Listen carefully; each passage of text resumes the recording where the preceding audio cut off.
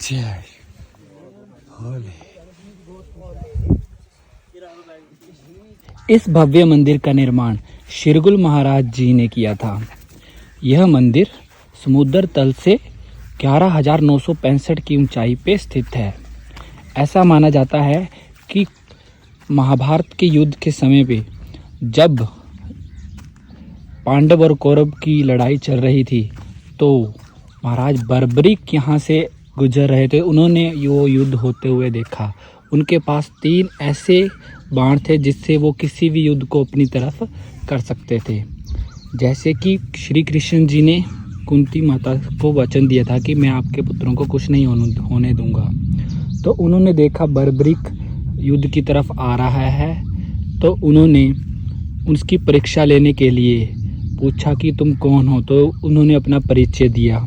तो श्री कृष्ण जी ने बोला, अगर आप तुम इतने ही बलवान योद्धा हो तो पीपल के पेड़ के सारे पत्तों को एक ही बाण से निकाल के बताओ। और कृष्ण जी ने एक पत्ता अपने पैर के नीचे रख लिया। जब वो बाण आके कृष्ण जी के पैर के पास रुका तो कृष्ण जी समझ गए कि बर्बरीक एक बहुत ही महान योद्धा है। तो उन्होंने बोला, उन्होंने उनको अपना विराट रूप दिखाया, जिससे कि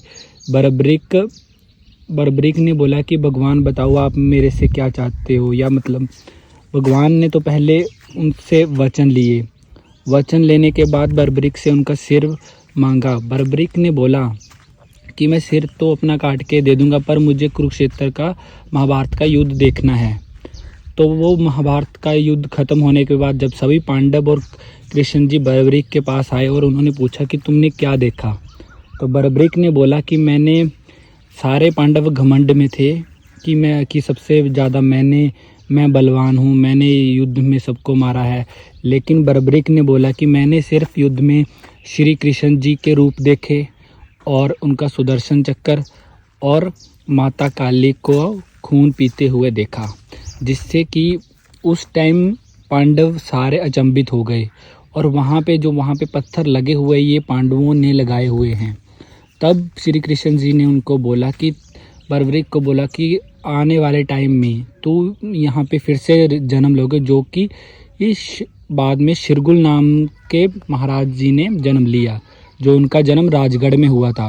पर उस टाइम यहाँ पे चूड़िया नामक का एक राक्षस रहा करता था, जिसने यहाँ पे अपना शासन रखा हुआ था। फिर शिरगुल महाराज ने इंद्रदेव की मदद से चूड़िया राक्षस को यहाँ से भगाया था, लोहे और बिजली की मदद से बारिश करके। उसके बाद उन्होंने यहाँ पे एक छोटा सा भव्य मंदिर बनाया। और मंदिर बनाने के बाद यहाँ पे पानी नहीं था और मान सरोवर से यहाँ से पानी लेके आए। और तब से लेकर शिरगुल महाराज की यहाँ पे पूजा की जाती है। शिरगुल महाराज को चूड़ेश्वर महाराज के नाम से भी जाना जाता है।